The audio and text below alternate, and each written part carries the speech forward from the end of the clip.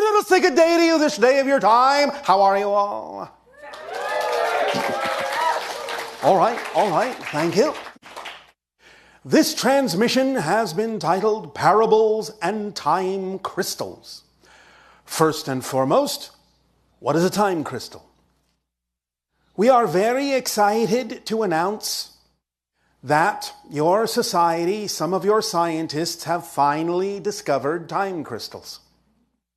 This is something that some of your scientists theorized might exist a few years ago, and more recently there have been some of your experimenters that have discovered that time crystals do in fact exist.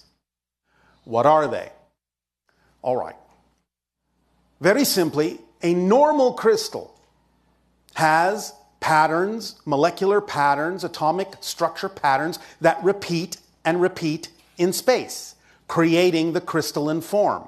Same pattern over and over and over and over again, creating the crystal. But time crystals repeat in time. What this means is this. Certain aspects of the subatomic structure, when induced to vibrate, when given a charge to vibrate, will start flipping back and forth, back and forth, back and forth at a certain frequency. They are actually changing in time, back and forth. They don't remain in the same configuration as a regular crystal. They change their frequency over and over and over and over and over and over again. And even when the initial energy given to them to make them flip is stopped, they keep flipping. They keep going. They keep resonating through time. To some of your scientists, this is an indication that they are getting energy from somewhere, because it appears as if they're getting energy from nowhere, and yet the flipping continues. The different spin states, as they say, of the subatomic particles continues to flip back and forth at certain frequencies. The idea that they will ultimately discover is that the energy that supplies them and allows them to continue to flip back and forth comes from parallel realities. They are flipping back and forth in different dimensions, different realities. Now, our ships, as we have told you, are a form of crystalline construction. It is a more intricate form of this idea, but our ships are made of time crystals. The fact that time crystals have the capacity to resonate to different frequencies having to do with different parallel dimensions is what allows our ships to transcend space and time and travel in the blink of an eye from one star system to another. Changing the locational frequency of our ships is possible because they are constructed of time crystal material, a much more intricate version than what your scientists are now experimenting with, but they have begun to realize that time crystals can exist in a multitude of forms and can be activated in a multitude of ways. This technology will continue. You will increase and expand your understanding of these crystals in the future as you go, as you understand more and more about them. Now, what does this have to do with parables? Most of you understand the concept of parables as a story that has some kind of a message or a lesson in it that teaches you some idea that might be different than the ideas that were previously held. You tell parables to sort of present a new perspective on things. Since story is the strongest structure by which you retain information, parables, seeking to give you a new perspective, are best told in story form so that you retain the information that contains the idea of a shift or a change. Now, we're going to sort of deconstruct that term parable into the idea that what it actually represents is a parallel probable reality. Parable, parallel probable reality. You're being given a parallel reality idea, something that can be manifested as opposed to what has been manifested. Time crystals getting their energy from parallel dimensions, parallel realities, and parables being representative of parallel probable realities as well, allows them to sort of operate in a way that illuminates something about your reality experience. As we have said, and what we will repeat now in connection to this subject, is you think of your reality as a continuous time stream, unbroken continuity from one moment to the next, to the next, to the next. But your reality is not one real parallel reality. It is constructed of a number, billions of parallel realities, because you don't really jump from one point to another in a time stream, in one reality. You jump to different parallel realities all the time, creating what appears to be or feels like a continuous, unbroken reality.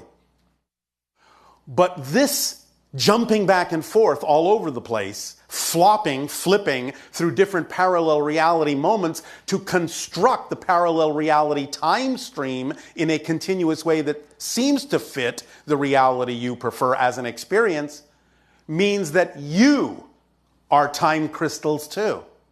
You contain the actual elements, the actual subatomic element structures that allows you as a physical being to flip through different parallel realities. This is actually a description of the mechanism physically that we have talked about, where your consciousness is shifting through billions of parallel realities every second, creating your apparent continuous time stream reality.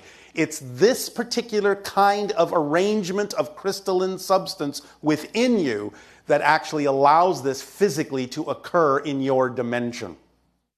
So you are all living time crystals in a sense. So are we, so is every life form. This is contained within all living things and all matter. Your scientists have labeled time crystals a new form of matter that they didn't know about before. And they are going to discover not only the connection to parallel realities that drive the time crystals and allow them to keep flopping back and forth in frequencies through time, but they're going to discover that time crystals exist in all matter.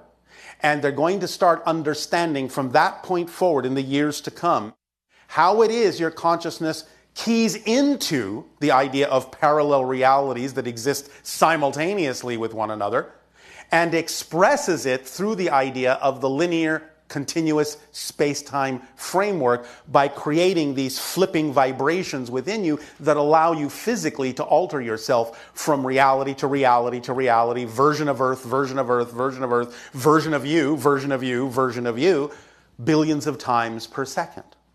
Is this making some sense in your language? All right.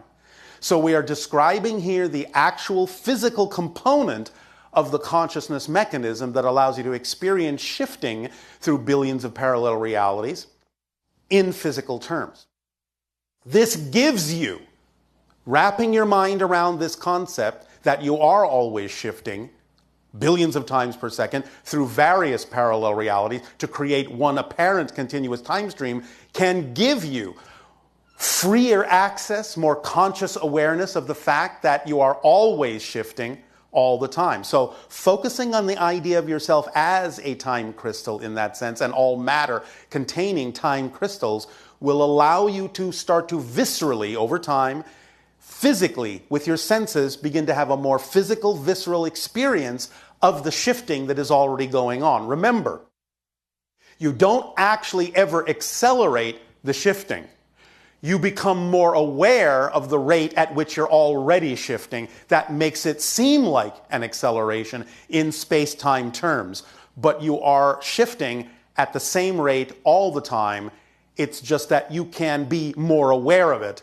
And by being more aware of it and incorporating that awareness into your reality in an everyday way, you can experience more conscious control over the idea of exactly how you navigate those shifts more and more in the direction of the reality that you prefer, of the experience of navigating through all those different dimensional realities in a way that you prefer.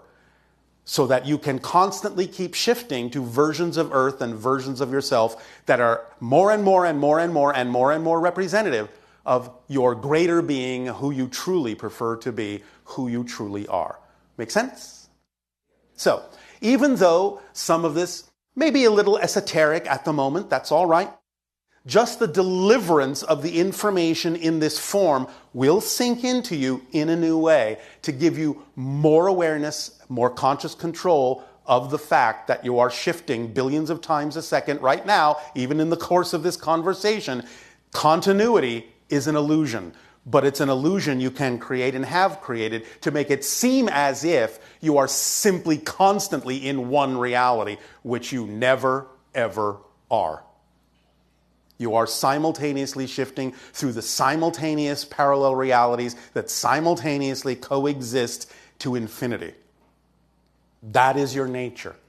And awareness of time crystals and parables, stories that you tell yourself about who you are, definitions that are more harmoniously aligned with who you prefer to be and the reality you prefer to experience, will amplify and magnify your ability to sense the shifting that is already going on in a way as to make you feel like you're accelerating in your physical reality. That illusion is created by getting closer in your frequency to the frequency of the shift, so that it seems as if, paradoxically, the more you live in the single moment, the faster things appear to go, because you're catching up to the frequency more of the shifting frequency of physical reality. Similar to when you have a strobe light and you have a stream of water.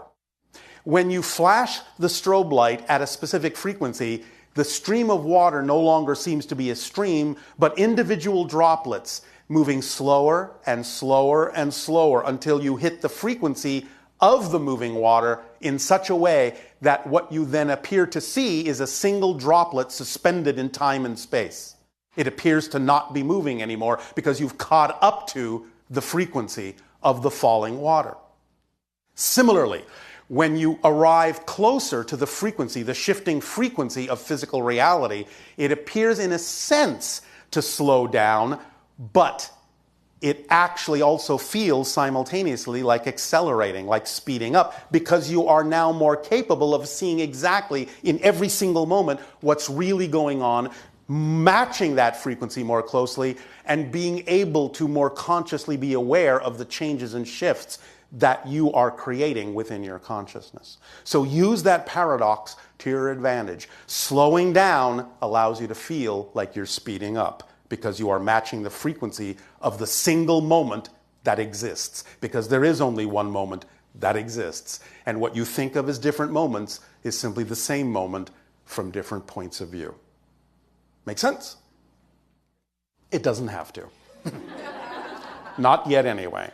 Just let it sink in. Again, just the fact that this information is being delivered to you will sink into you, and you may start to notice either in your dreams or even in your waking state a little bit more lucidity about your relationship to the concept that you are creating your physical reality, and more awareness of the story, the parable that you're telling yourself about who you actually are, so that you can begin to truly be who you truly are.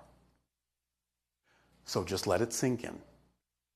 We thank you for allowing us to share this information with you at this time. And in return for this gift, I ask, in what way may we now be of service to you? You may begin with your questions and dialogues if you wish.